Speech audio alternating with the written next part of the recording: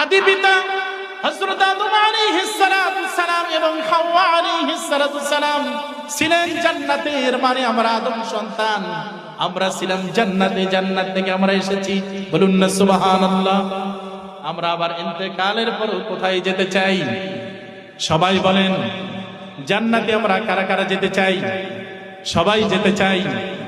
ভাইরা আমার, বন্ধুরা নিমার, জান্নাতে যদি যেতে চাই, আমার আল্লাহ রাব্বুল আলামিন ঘোষণা করতেছেন তাদের জন্য, ওয়াল্লাযীনা আমানু ওয়া আমিলুস সালিহাতি উলাইকা আসহাবুল জান্নাহ।